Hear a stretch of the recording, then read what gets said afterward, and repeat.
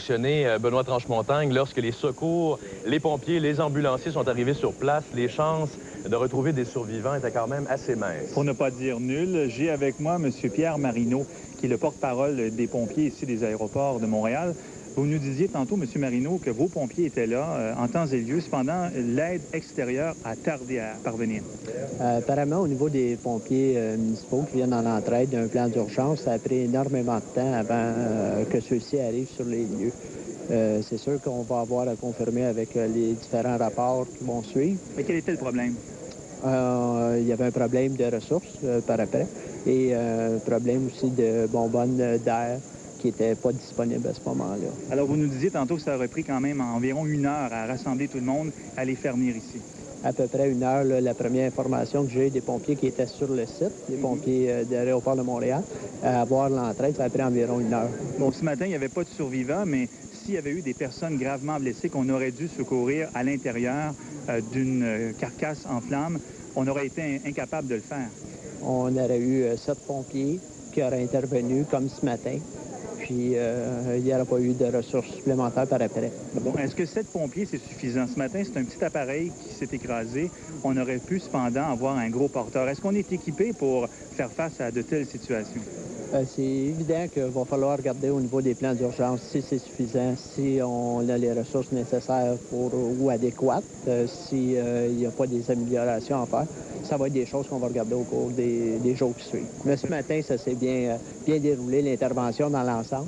Puis il y a eu une très bonne intervention des pompiers dans un laps de temps très court avec les premiers soins qui ont été tentés, mais en vain.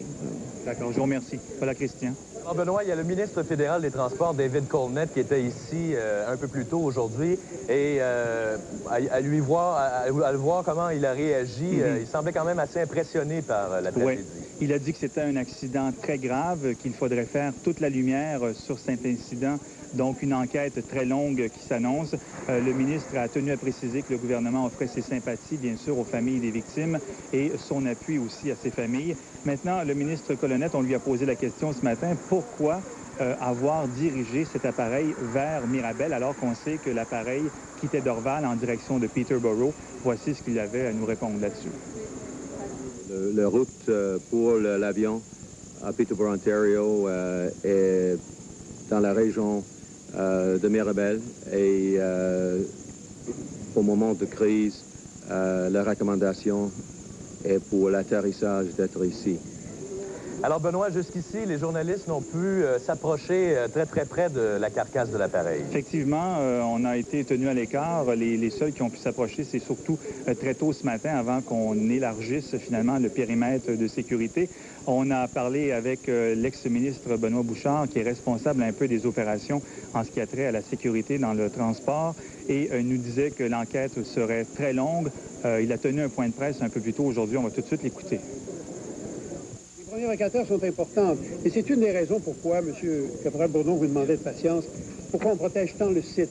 Parce que tous les enquêteurs doivent prendre connaissance et essayer de découvrir tous les éléments susceptibles de déterminer ce qui s'est passé. Il y a eu effectivement, semble-t-il, un problème en vol. Alors, les informations deviennent absolument essentielles. Et c'est pour ça que le premier 24 heures et le site lui-même est défini de la façon qu'il l'est, pour nous permettre d'avoir le plus d'informations possible. Alors, Christian, il faut bien comprendre, au moment où on se parle, les corps des victimes, des 11 victimes, sont toujours sur le site de l'accident. On dit que les journalistes et caméras pourraient peut-être avoir accès à un périmètre un peu plus rapproché au cours des prochaines heures. On nous parlait peut-être aux alentours de 19 h ce soir. Ça reste cependant à être confirmé. Pour revenir un peu aux circonstances entourant l'atterrissage ici, pour revenir aux propos du ministre Colnett, on nous disait que le pilote aurait été celui qui avait demandé à venir se poser ici à Mirabel en apprenant qu'il avait des problèmes. On nous dit que son appareil se trouvait à mi-chemin entre Dorval et Mirabel et qu'il aurait peut-être préféré utiliser l'aéroport ici, sachant que le trafic était beaucoup moins important et que les pistes étaient probablement plus disponibles facilement pour un atterrissage forcé. De toute façon, Benoît, l'enquête va déterminer tout ça au cours des prochaines semaines, au cours des prochains mois. Ça pourrait durer au moins une année. Une année, oui. Merci beaucoup, Benoît. Au revoir. On vous retrouve à 17 h 30. Et pendant ce temps-là, chez General Electric à la Chine, on est complètement secoué par ce qui s'est passé ici ce matin. Il y a mon collègue Yves Bombardier qui a rencontré un petit peu plus tôt 2 cadres de la compagnie. C'est dans un silence presque religieux qu'une soixantaine de représentants des ventes de la compagnie General Electric du Canada ont mis fin à leur rencontre ce midi dans un hôtel du centre-ville de Montréal. Ils venaient d'apprendre que 9 de leurs collègues étaient morts dans l'écrasement du bimoteur de la compagnie Propair.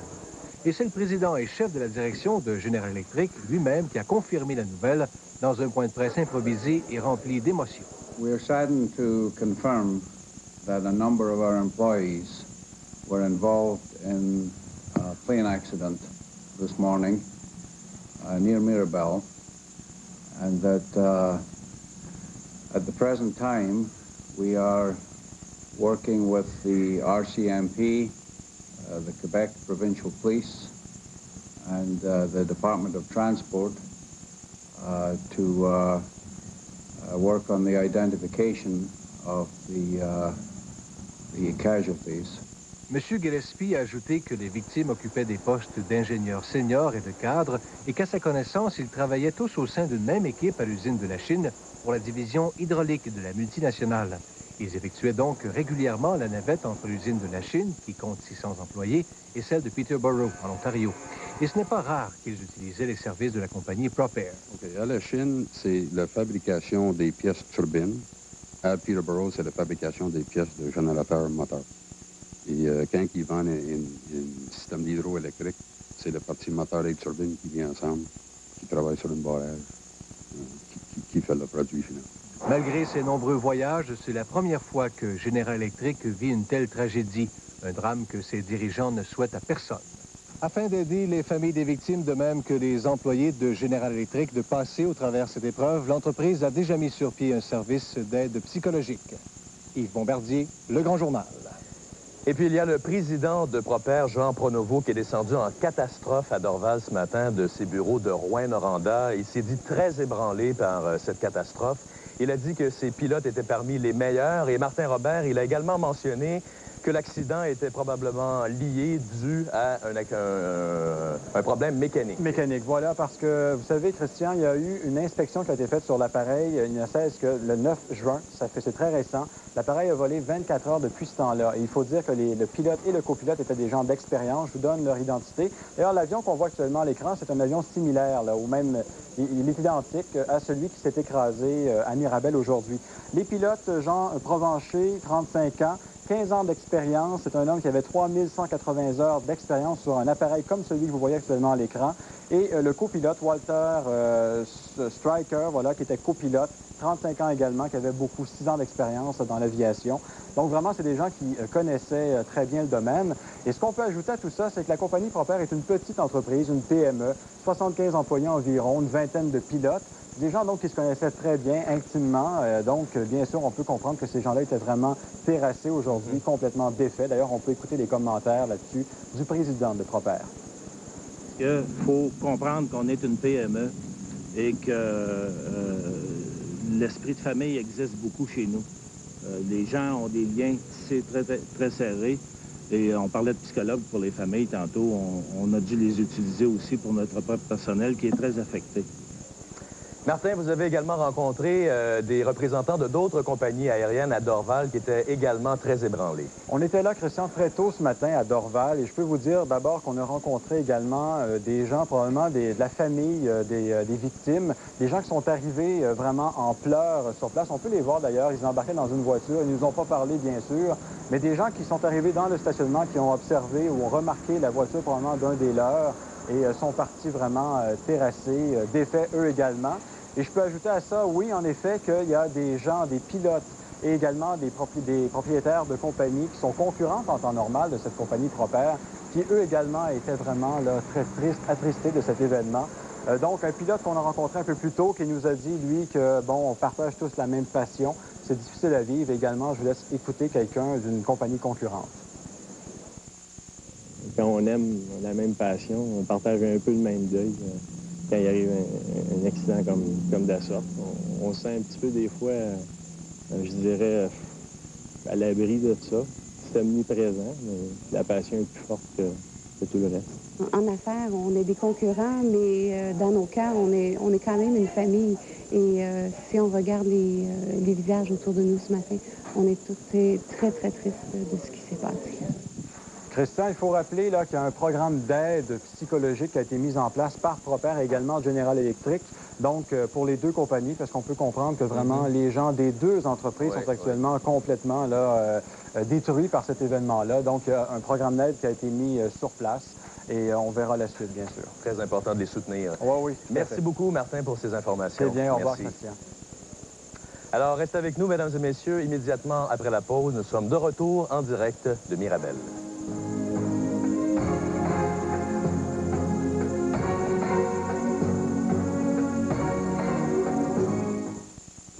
Cette pause manchette vous est présentée par le service de l'information de TQS Mauricie. Ici Pierre Marceau à Trois-Rivières. Ce soir, à nos informations, je vous parle de concertation régionale. Plusieurs élus municipaux s'assoient à une même table pour parler de sécurité routière et particulièrement de signalisation. Entre autres, les arrêts-stop au programme. Je vous donne les détails ce soir à nos informations.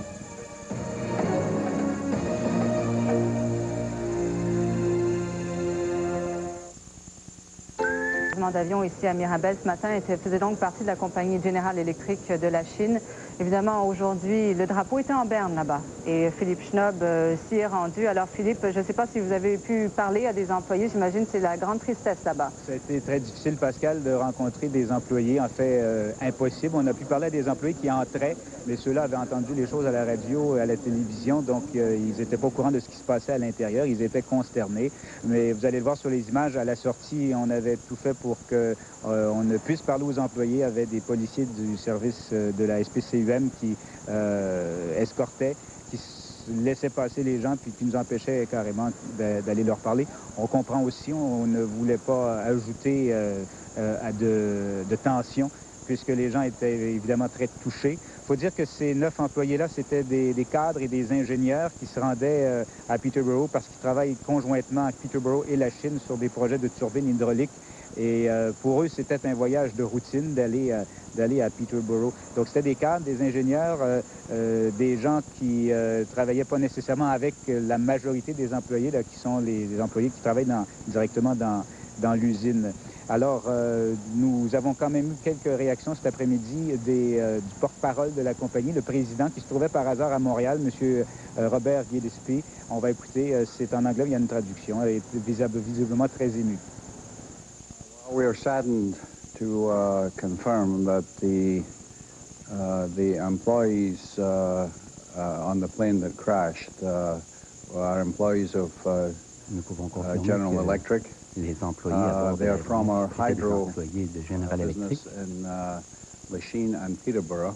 Ils travaillent à la Chine et à Peterborough. Today from Montreal to Peterborough. Ils se déplaçaient justement aujourd'hui dans le cours de leur travail parce qu'ils travaillent à la fois à Montréal et à Peterborough. Alors, il y a beaucoup de va-et-vient entre ces deux sites. Alors, c'est tout à fait habituel pour eux de se retrouver dans ce genre d'aéronef. Aujourd'hui des conseillers... Moi, je ne peux pas répondre aux questions autres que dire qu'il y a certains gens qui sont affectés à notre usine, qui sont dans cette situation très grave. On nous a dit aujourd'hui qu'il y avait eu des conseillers, de l'aide psychologique. On prend soin de nos gens. Alors, Pascal, il y a eu aussi une confusion. Ça explique, monsieur le président dit qu'il y a des gens, il y a beaucoup de va-et-vient dans une journée. Effectivement, il y avait beaucoup d'employés qui pouvaient partir même dans d'autres directions. Il y a eu une confusion à un moment donné cet après-midi. Il y a une garderie juste à côté. La responsable de la garderie disait qu'il y a un des parents qui doit être sur l'avion. Finalement, il nous a dit non, il a raté l'avion, mais il s'en allait carrément aux États-Unis, donc il ne faisait pas partie de ce vol-là. Mais c'est une des raisons là, qui explique que ça a pris tant de temps et qu'on ne soit toujours pas sûr encore là, de l'identité des gens et qu'on ne veuille pas encore préciser si tous ces gens-là étaient de Montréal, la Chine, là, de la région, ou des gens de Peterborough, parce qu'il semblerait qu'il y a des gens aussi de Peterborough qui retournaient chez eux à bord de cet avion-là. Donc tout ça va être précisé au cours des prochaines heures. Oh, merci beaucoup, Philippe. Au revoir. Bon. Bon, évidemment, un accident comme celui-là, ça nécessite une enquête, et plus d'une d'ailleurs, Dominique Poirier. Il va y avoir, bon, en ce moment, tout est bloqué, tout est fermé, on ne peut pas s'approcher des lieux de l'accident. Oui, bien sûr. Parce qu'il y a une enquête de Transport Canada. Voilà, il y a au moins 3 enquêtes au moins qui sont en cours. Il y a la Sûreté du Québec, il y a l'enquête du coroner, évidemment, du bureau du coroner, mais aussi l'enquête du bureau de la sécurité dans les transports. Maintenant, je vous dirais que depuis l'écrasement, depuis 7h25 ce matin, là, la priorité va évidemment au coroner. Il faut identifier les victimes, il faut également sortir les corps. Et on sait que l'identification des victimes a été assez difficile compte tenu là, de la façon dont l'écrasement s'est produit. Alors, si bien que tant et aussi longtemps que le coroner n'a pas terminé son enquête, eh bien, évidemment, les corps ne peuvent être sortis et le bureau de la sécurité des transports ne peut commencer son enquête. Au moment où je vous parle, on me dit que les victimes ont été identifiées, les familles ont été avisées et le bureau de la sécurité sur les transports a entamé, a commencé son enquête. Est-ce que vous savez où si la manque temporaire a été installée là? Parce qu'il y en était question un petit peu plus tôt. Oui, non, honnêtement, j'ai pas, non, pour l'instant, en tout cas, ça n'a pas été confirmé là pour le moment. Alors, ce que je dois vous dire, c'est que le bureau de la sécurité dans les transports, ce que ça doit évidemment faire, c'est de scruter à la loupe, au centimètre, au millimètre près. Tout à fait. On passe les débris là au peigne fin pour tenter d'abord d'établir dans quel état était l'appareil avant l'écrasement, mais aussi pour tenter d'établir dans quel état il est actuellement et pour, bien sûr, tout ça, trouver les causes de l'accident. Mais la boîte noire, je vous arrête, la boîte noire, dans ces appareils-là, il y en a une boîte noire. Ce ne sont pas tous les appareils qui ont des boîtes noires, mais celui-ci, on me l'a confirmé, il y a une boîte noire. Au moment où on s'est parlé, il y a peut-être 1 heure, la boîte noire n'avait pas encore été retirée. Mais ce que les enquêteurs du bureau de la sécurité doivent faire aussi, évidemment, c'est entendre des conversations entre le contrôleur et le pilote. Évidemment, parler aux témoins, aux gens qui sont arrivés là, les premiers sur la tragédie, sur les lieux de la tragédie. Maintenant, ce que je dois vous dire, c'est quant aux causes, ce serait bien surprenant qu'on apprenne les causes exactes de l'accident à 18h lors de la conférence de presse ce soir. C'est beaucoup plus long que ça, évidemment, ça prend plus de temps. Et un rapport complet du bureau de la sécurité dans les transports, ça prend en fait 1 an. Et pour vous donner un exemple bien concret de ça, Pascal, vous vous souvenez de la tragédie de Marie-Soleil Touga et de Jean-Claude Lauzon? Eh bien, le rapport du bureau de la sécurité quant à cet accident-là sera rendu public dans 3 semaines. Alors, c'est vraiment presque 1 an jour pour jour. Même dans des cas d'accidents comme ça, où finalement, on a quand même beaucoup d'indications sur ce qui s'est passé, parce qu'il y a la dernière discussion entre le pilote et Dorval, la boîte noire, aussi la boîte noire, et puis il y a les témoins qui ont vu ce qui s'est passé sur la piste ici. Mais la raison pour laquelle c'est si long, en fait, et pourquoi ça prend 1 an, c'est qu'on ne veut pas seulement trouver les causes de l'accident, mais on essaie aussi de trouver une façon d'y remédier, trouver une façon que ça ne se reproduise plus. Et c'est ça qui est long aussi, parce qu'on doit faire aussi, bien sûr, plusieurs expertises, et c'est ce que les enquêteurs font au moment où on se parle. Ils sont 5, il y en a 3 qui sont venus d'Ottawa, des enquêteurs du bureau de la sécurité, et 2 autres là, qui sont du Québec, et ces gens-là sont bien sûr ici depuis ce matin, et ils travaillent en collaboration, je dois le dire, avec la Sûreté du Québec. Bon, la Sûreté du Québec, l'enquête, savez-vous sur quoi ça va porter? On essaie à savoir. À peu près la même chose, mais ce qu'on dit, c'est qu'on ne fait pas 2 enquêtes parallèles, il faut bien se comprendre. On tient vraiment là 2 enquêtes qui sont liées. En fait, on se coordonne évidemment, et le bureau, bien sûr, utilise les services de la Sûreté du Québec, mais essentiellement, la SQ est là pour aussi tenter de déterminer la cause de l'accident, un peu voir comment les gens ont été tués, comment les gens sont morts. Bon, je disais un peu plus tôt qu'on n'a évidemment pas pu s'approcher des lieux de l'écrasement, mais ça ne devrait pas tarder. Ça devait se faire à 16h. Il semble que ça se fera à 19h maintenant. C'est ça, effectivement. Bon, vous comprenez qu'avec toutes ces enquêtes-là sur le terrain, là, toute la journée, les journalistes ne pouvaient approcher le site, bien évidemment, tant et aussi longtemps que les corps étaient là. C'est le coroner, encore une fois, qui avait le contrôle et qui avait le dernier mot. Mais comme maintenant, les enquêteurs sont déjà sur place, que l'enquête achève, en fait, la toute première enquête là, préliminaire, à 18h, il y a une conférence de presse, on le sait. On aura probablement un peu plus de détails du bureau de la sécurité et par la suite, les journalistes pourront se rendre sur les lieux pour, évidemment, parce que c'est quand même assez loin, c'est au moins à 2 kilomètres d'ici environ, là. Alors, pour qu'on puisse voir depuis près l'état des débris, de la carcasse et tout ça. Merci beaucoup, Dominique. On s'en reparlera sûrement tout à l'heure. Alors, je vous disais en début d'émission que cette catastrophe aérienne est la 3e en importance au Québec, mais la première à Mirabel.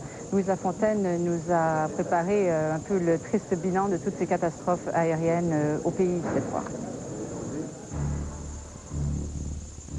L'écrasement d'un DC-8 d'Air Canada à Sainte-Thérèse, peu après son départ de Dorval, demeure encore la pire tragédie aérienne au Canada, mettant en cause un avion canadien. L'explosion au moment de l'écrasement a fait 118 morts. L'enquête n'a jamais pu déterminer les causes de cette tragédie. Mais après d'autres accidents aux États-Unis, le constructeur de DC-8, Douglas Aircraft, avait mis partiellement en cause le stabilisateur qui fut changé sur tous les DC-8. Mais quelques années plus tard, en juillet 70, un autre DC-8 d'Air Canada s'est écrasé au nord de l'aéroport de Toronto après avoir vainement tenté d'atterrir. Bilan, 109 morts. Tout comme dans l'accident de Sainte-Thérèse, le vol était aussi un vol en provenance de Montréal vers Toronto. L'autre tragédie aérienne la plus connue a un bilan encore plus lourd de 256 morts, mais il s'agit cette fois d'un appareil américain. En décembre 85, un autre DC-8 de la compagnie Air Arrow, qui transportait des troupes américaines, s'est écrasé peu après son décollage de Gander, Terre-Neuve, où il avait fait escale pour faire le plein de carburant. Les causes de l'accident demeurent toujours obscures. Après 3 ans d'enquête, le Bureau canadien de sécurité aérienne a déposé un rapport divisé qui n'a jamais satisfait les autorités américaines. Plus près de nous, en mars 79, c'est un F-27 de Québécois qui s'est écrasé, faisant 17 morts et 7 blessés. L'accident s'est produit peu après le décollage de l'ancienne Lorette à Québec après l'éclatement d'un moteur. Parmi les accidents les plus récents, c'est celui de Dryden en Ontario qui a fait le plus grand nombre de victimes. 24 personnes ont été tuées quand un Fokker 28 d'Air Ontario s'est écrasé au décollage. 46 personnes ont survécu. L'accident a été attribué à une accumulation de givre sur les ailes. Le rapport final de l'enquête avait blâmé l'équipage, la société aérienne et les organismes gouvernementaux. Au cours des 10 dernières années, il n'y a pas eu d'autres accidents entraînant de lourdes pertes de vie, même si certains, comme celui de Fredericton en décembre dernier, ont fait de nombreux blessés. Le bilan canadien est excellent. C'est excellent. Et moi, je dis aux gens, encore une fois, chaque accident est un de trop. Mais je pense que les compagnies en général au Canada sont très sécuritaires. La plupart des accidents mortels sont le fait d'avions privés et de petits avions commerciaux. L'an dernier, 76 personnes ont trouvé la mort au Canada dans des accidents d'avion. Louise Lafontaine, Radio-Canada, Montréal. L'avion qui s'est écrasé aujourd'hui appartenait à la compagnie Proper. Tout de suite après la pause, je vous parle de cette compagnie.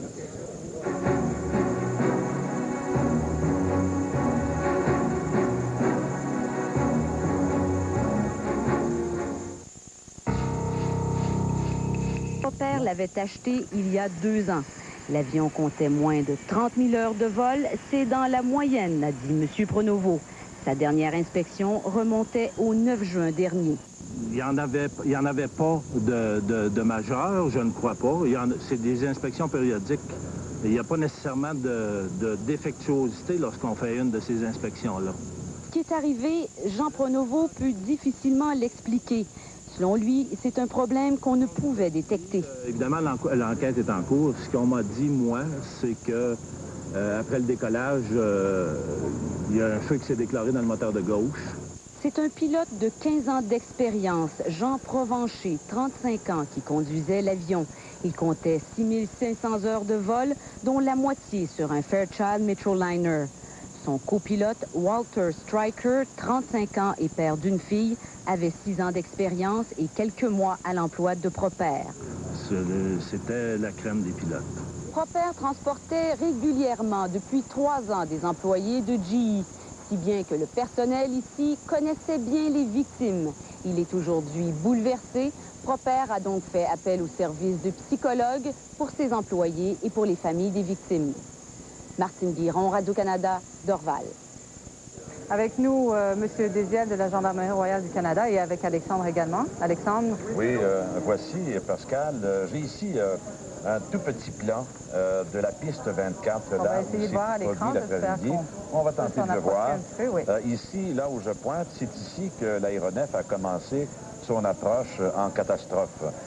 Elle a touché le bout de la piste 24 ici. Et ensuite, sous la force de l'impact, puisqu'un problème aurait été décelé donc au train d'atterrissage, il y a eu explosion, l'avion a culbuté et est sorti tout simplement de la piste, peut-être a effectué quelques tonneaux, ce qui explique qu'on ait pu retrouver l'aéronef, comment dirais-je, sur le dos, carrément. Oui. Et M. Désiel, vous savez, est un des rares qui a pu s'approcher et des victimes et de la carlingue. Puis je pense que c'est intéressant peut-être de la part de M. Désiel de savoir quel est le sentiment humain qui peut vous habiter vous-même, un policier qui, avec l'expérience, avait l'habitude souvent de tragédie, lorsque vous constatez là qu'il y a autant de victimes. Comment ça s'est présenté à vous? Ça s'est présenté en arrivant sur les lieux. Moi, j'ai quand même vu le sinistre. Comme j'expliquais plus tard, On a toujours des sentiments comme policiers. On a toujours deux côtés. On a le côté professionnel et on a le côté c'est humain. Et les sentiments, on y pense toujours, mais il faut toujours mettre le côté de côté. Côté humain, tenter de le mettre de côté parce qu'il a tendance à prendre le dessus, j'imagine, dans ces circonstances. Oui, parfois, c'est ça, oui. Vous êtes arrivé combien de temps, excusez-moi, Alexandre, mais combien de temps après l'accident? Moi, je suis arrivé à 10h30 sur les lieux. Environ 3 heures après l'écrasement. Et à ce moment-là, le feu était éteint et toute la carlingue était noire, calcinée. Vous avez remarqué quand même qu'il y avait des pièces maîtresses de l'aéronef qui s'étaient détachées. Oui, il y avait une aile et un moteur qui manquaient à l'appareil. Et l'appareil était sur son dos. Et plusieurs petites pièces de l'avion étaient sur la piste. On peut parler jusqu'à 1000 pieds environ de distance de l'écrasement. C'est un spectacle un tout petit peu d'horreur, au risque de répéter une expression consacrée, un peu galvaudée, qui se fait... Oui, c'était une scène qui est dramatique. En faisant le tour de l'avion, en se rendant près de l'avion et voir les gens qui étaient morts à l'intérieur de l'avion. On voyait plusieurs corps qui étaient à l'intérieur. On ne s'imagine pas que ça peut arriver dans notre cours, hein, ce genre de choses-là. Bon, on espère toujours que ça n'arrive pas. C'est une chose qu'on espère que ça n'arrivera jamais. Est-ce que vous aviez peut-être l'impression qu'il y avait peut-être encore quelqu'un un tout petit peu de vivant à l'intérieur? Non, selon ma première impression, les gens étaient décédés, sont probablement morts lors de l'impact. Les gens étaient calcinés, les corps étaient calcinés? Là, ils étaient calcinés un peu, pas énormément. On peut voir les gens, on peut voir la couleur de la peau qui était blanche. Je veux dire, mais plusieurs personnes, on ne peut pas voir, ils étaient à l'intérieur. C'était très sombre. On disait même que le cockpit, que l'habitacle des pilotes, la cabine était peut-être un tout petit peu plus intacte que le reste du fuselage. Est-ce que vous avez remarqué ça? Oui, mais on faut dire aussi, j'ai remarqué, il me semble que le siège du pilote était très près du tableau de bord. Donc, on va dire l'espace entre le siège et le tableau de bord, c'était très, très petit. Est-ce que vous avez parlé à des confrères qui seraient arrivés un peu plus tôt que vous sur les lieux de l'accident? Est-ce qu'il y en a qui sont arrivés dans les minutes qui ont suivi? Oui, j'ai pas eu la chance de leur parler, mais on a eu des policiers qui sont arrivés au moment de l'impact. Quand ils ont appelé pour les services d'incendie, les policiers de la GRC étaient sur les lieux au même moment que les pompiers. Est-ce qu'ils ont eu le sentiment qu'à un moment donné, ils pouvaient peut-être faire quelque chose, malgré la violence, il y a eu une explosion de toute évidence? Est-ce qu'ils avaient quand même l'impression qu'il pourrait peut-être y avoir On espère toujours de pouvoir faire quelque chose. Les pompiers sont arrivés, ont ouvert une porte, ont sorti 3 corps. Et on espère toujours de pouvoir faire quelque chose, de sauver quelqu'un. C'est notre but ultime, c'est de sauver le plus grand des gens. Les pompiers, d'ailleurs, Pascal, si on peut prendre quelques instants pour en parler, ont été, pour plusieurs d'entre eux, en tout cas, en état de choc tout au cours de la journée. Au point, d'ailleurs, où les autorités ici ont dû leur prodiguer des services d'intervention, de l'aide psychologique aussi, parce que la plupart d'entre eux, si je me fie d'ailleurs à l'entretien assez exhaustif que j'ai eu avec M. Marino, qui est un peu leur leader ici à l'aéroport, ces gens-là étaient vraiment ébranlés au point que certains en ont perdu